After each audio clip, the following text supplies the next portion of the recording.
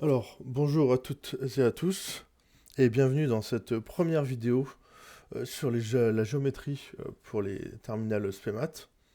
Alors en fait, on va commencer par les vecteurs de l'espace.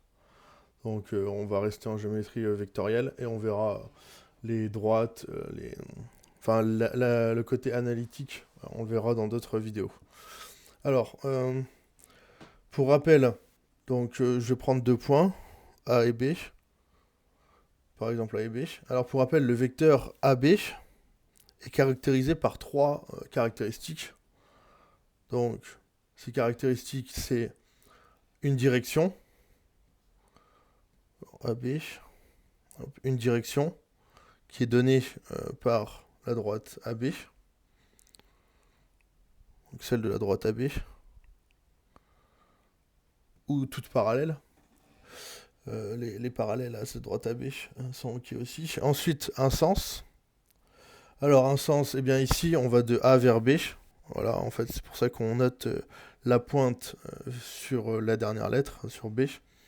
Et donc, on va bien de A en B. On verra qu'on peut définir une translation à partir de ce vecteur. Et enfin, une norme. Hop, une norme. Donc, on appelle aussi la longueur AB. Donc, AB, ou on peut mettre norme de vecteur AB. Hop, et ça, c'est pas entre parenthèses que je vais noter, c'est AB. Voilà, j'espère que pour ça c'est ok. Donc ça c'est vraiment important, c'est comme ça qu'on caractérise le vecteur AB.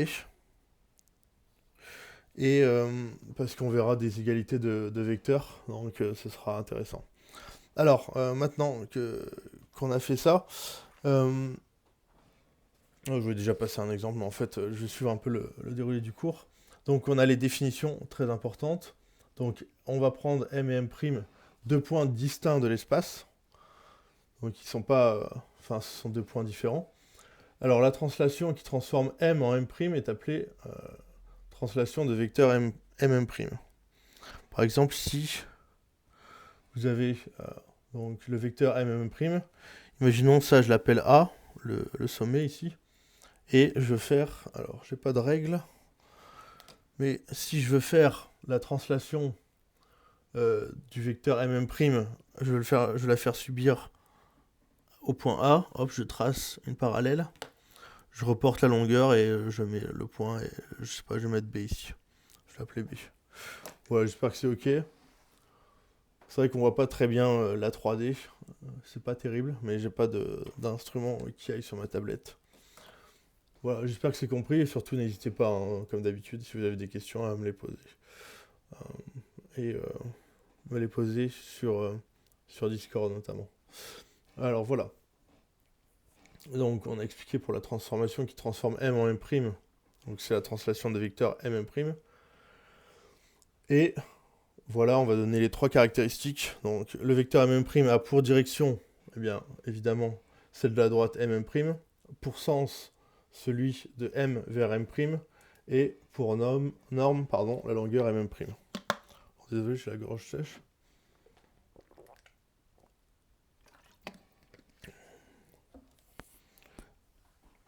Alors on précise que le vecteur MM est appelé vecteur nul, donc c'est effectivement c'est la translation donc, qui transforme M en M. Donc en fait on ne bouge pas, donc on l'appelle vecteur nul. Alors ensuite voyons l'égalité de deux vecteurs. Alors lorsque la translation qui transforme M et M', M en M', pardon, transforme également N en N', on dit que les vecteurs MM' et NN' sont égaux. Donc là, regardez, ici, donc on a N, N', et M, M'. Donc en fait, on pourrait dire les trois caractéristiques. Donc c'est parallèle, parce que là on a affaire à un cube. Les deux faces sont parallèles, donc toute droite appartenant à la face de gauche est parallèle à toutes les droites. Non, non, c'est pas. Non, j'allais dire une bêtise. Oubliez ça. Non, ce que je veux dire, c'est que là, elles ont clairement la même direction, puisque ce sont toutes deux des diagonales. des faces qui sont des carrés et qui sont égaux entre eux. Et donc on a la direction, on a le sens, effectivement, qu'on voit assez bien par les flèches. Et enfin, pour la longueur, donc la norme, c'est évident que la diagonale du cube à droite égale à la diagonale du cube à gauche. Alors, donc effectivement, pour en revenir à la translation, quand on passe à la translation, donc si ça transforme m en m' et que ça transforme également n en n', eh bien on dit que les vecteurs sont égaux, mm' et nn', qui sont égaux. Et dans ce cas, mm' et nn' sont en fait les représentants d'un même vecteur qu'on va appeler par exemple u. Vous verrez beaucoup de u, v, w dans les vecteurs. U, et on va noter u égale mm' égale nn'. On pourrait continuer comme ça, hein, si on mettait un Q sur celui-ci. Tac. Bon, alors la 3D, c'est effectivement pas mon truc. Et un autre vecteur là. Enfin bref, tous les vecteurs comme ça, qui ont comme direction la droite AB, enfin mm', pardon, le sens et le même sens et la même longueur, donc ils sont égaux. Donc on peut retrouver en fait une infinité de vecteurs qui soient égaux à u, pardon. Alors, maintenant, on a mm' égale à nn' si et seulement si le quadrilatère m, m', n', n est un parallélogramme. Donc m', pour faire celui-ci, m', et là, on avait nn'. Donc en fait, on prend m', on le trace, on trace nn', et après on n'a plus qu'à relier. Et on a bien un parallélogramme. C'est une des caractéristiques aussi. Alors, je propose maintenant qu'on passe à un exercice. Donc, on a ABCD, EFGH, qui est un parallélépipède rectangle, représenté ci-contre. Donc, hop, on le voit ici. Alors qu'est-ce qu'on nous pose comme question? Exprimer. Déterminer, pardon. Alors, on a oublié de dire que I et J sont les centres respectifs des faces ADHE et BCGF. Et on doit donc déterminer 3 vecteurs de la figure égaux au vecteur FG. Donc le vecteur FG, il est ici. Très bien. Alors, normalement, même si c'est très évident, en fait, on n'a pas besoin d'expliquer que les faces ADHE et BCGF sont parallèles. On n'a pas... Ah, bon, pardon, en fait, non. Comment dire, je commence à rentrer dans le détail, c'est pas utile ici, en niveau terminal SPMAT, mais vous aurez rarement ce genre de questions. Ou elles seront intrinsèques, enfin, évidentes à faire dans une question plus générale. Donc, on recherche 3 vecteurs, finalement, qui ont la même direction, donc parallèle à FG, le même sens que FG, et la même norme, donc la même longueur. Bon, c'est évident, hein. On a effectivement BC, on a AD, et on a EH. Alors, ça nous fait F, donc pas besoin de vraiment rédiger, hein. On va juste écrire le résultat, donc FG. Vous savez que j'aime bien rédiger, mais là, c'est tellement évident.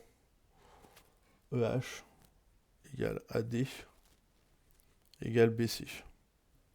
Bon, n'hésitez pas à mettre pause hein, si vous n'avez pas compris. Et encore une fois, n'hésitez pas à me contacter. Alors, maintenant, on nous demande quelle est l'image du point I par la translation de vecteur FJ. Alors, le vecteur FJ, il est là.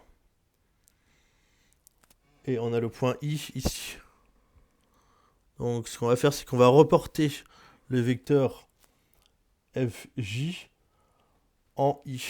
Donc, F au point I, et ensuite on descend comme ça, avec cette direction-là, et donc on trouve le point...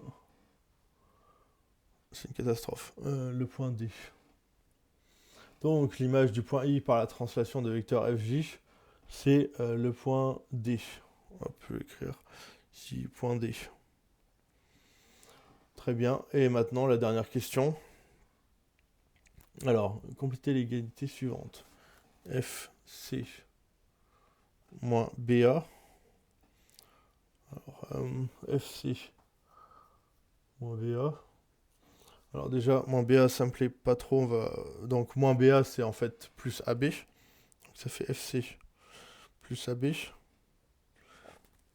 Pardon. Et on va essayer de faire apparaître des choses plus intéressantes. A, FC. Donc FC, vous voyez, c'est cette longue diagonale là. Et bien en fait,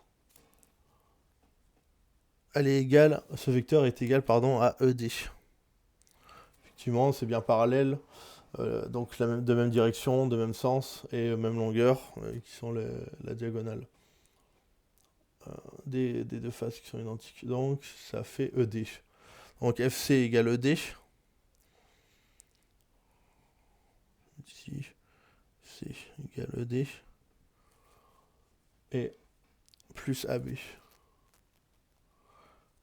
Et maintenant, on va essayer de faire apparaître pour faire du châle. AB, voilà. AB, c'est aussi égal à DC. Le vecteur AB, donc, enfin la droite AB est parallèle à la droite DC. Et ils ont la même longueur, donc même norme, et il suffit de mettre dans le bon sens. Donc AB égale DC. AB égale DC. AB. Oui, normalement, faut pas faire ça, faut pas l'écrire en une seule fois, il faut mettre des donc ou car, et on explique pourquoi. Donc en fait, on a ED plus DC, et donc, effectivement, avec châle, c'est égal à EC. Donc voilà, je sais pas si on devait aller si loin, mais compléter l'égalité suivante, là on a trouvé un vecteur, quoi, aussi. Bon, j'espère que ça s'est compris. Passons à la suite. Et on coupera en plusieurs vidéos tout de même. Alors, voyons maintenant les opérations sur les vecteurs et les combinaisons linéaires. Alors, commençons avec somme de deux vecteurs. On a A, B et C, 3 points de l'espace. Ah oui, pour la somme de deux vecteurs, on a la règle du parallélogramme. Donc AB plus AC.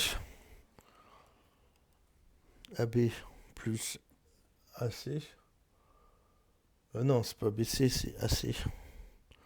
J'étais en train de me dire il y a une erreur. AC.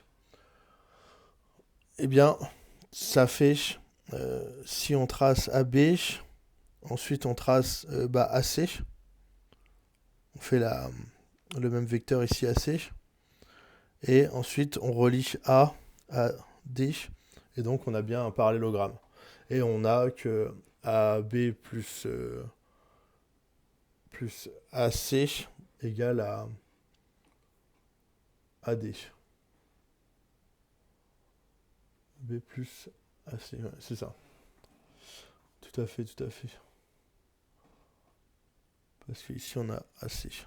Donc on a bien AB plus AC qui est égal à AD. Je m'excuse pour la taille du texte. C'est quand même petit. Moi j'ai du mal à voir. Donc égal à AD. Alors, on a également la relation de châle, très connue, hein. Là directement, on pourrait redémontrer, mais on va pas s'embêter.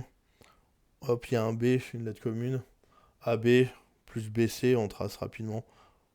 Pour simple vérification, ça fait bien AB plus BC. Donc la diagonale du parallélogramme, comme on l'a dit au-dessus. Si on mettait des noms A, B, C, D par exemple. Alors voilà. Maintenant, voyons le produit d'un vecteur par un nombre réel. Encore une fois, on a A, B et C, 3 points distincts de l'espace. Lambda et lambda prime, deux nombres réels. D'accord. Le vecteur AC, donc on est dans le corps des réels. Le vecteur AC égale lambda AB. est défini par, alors, si lambda supérieur ou égal à 0, C qui appartient à la demi-droite AB, et AC égale lambda AB, d'accord. AC égale lambda AB. Ouais, effectivement, c'est tout juste, puisque AC égale lambda AB, on l'a défini comme ceci. Et donc là, il n'y a aucune raison que ça change pour la norme. C'est égal lambda AB. Alors, si lambda est strictement inférieur à 0, C appartient à AB, à la droite AB, et C n'appartient pas à AB, enfin à la demi-droite AB, et AC égale lambda AB. Donc, effectivement, ce sera de l'autre côté. J'ai failli mettre un moins, mais non, c'est bien ça. Donc là, on va de ce côté-là. Donc, effectivement, elle n'appartient pas à la demi-droite A, C. Très bien. Alors, maintenant, les propriétés admises. Alors, U et V désignent des vecteurs de l'espace. Donc, lambda U égale 0, équivalent à lambda égale 0 ou U égale 0, c'est tout à fait vrai. Mais faire attention à ne pas mettre et, parce que si c'était et, on l'aurait que dans un sens, on l'aurait dans ce sens-là. Et on n'aurait pas dans le sens réciproque. Donc ça ferait pas une équivalence.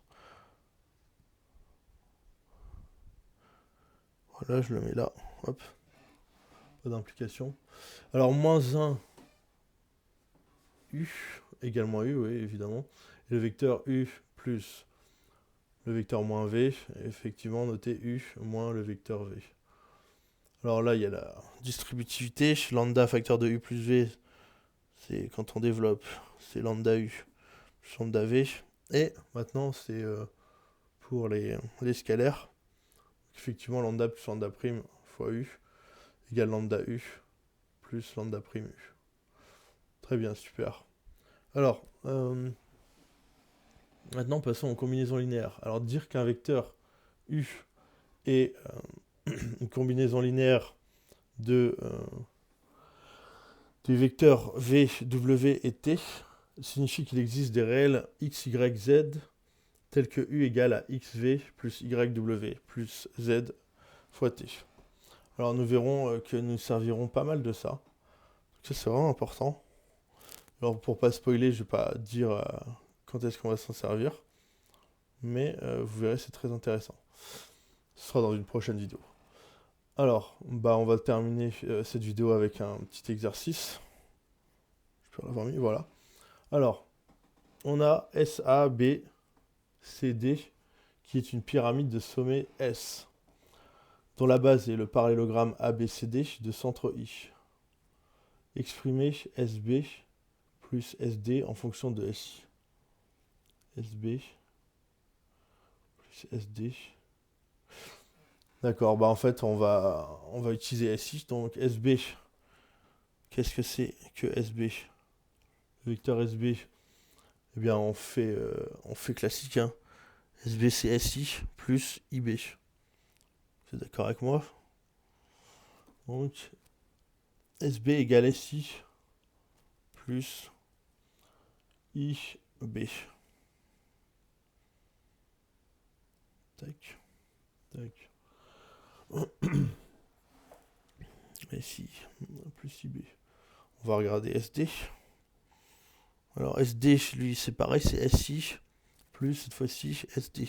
Ah oui, ça va les annuler. Parce que SB, c'est égal à moins SD. Égal à SI. Enfin, ID, pardon. SI plus ID.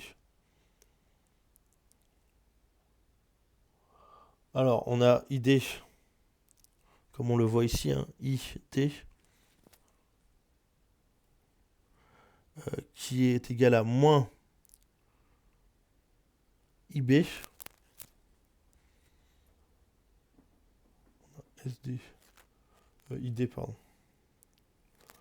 Égal à moins IB. Et donc, ensuite, on n'a plus qu'à additionner.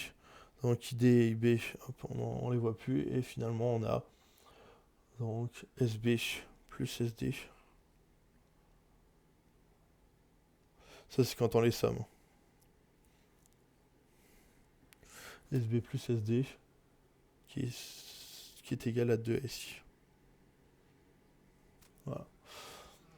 Parce que IB et ID s'annulent étant donné que ID est égal à moins IB. Alors ensuite, en déduire une expression du vecteur SI comme combinaison linéaire des vecteurs BA, BC et BS.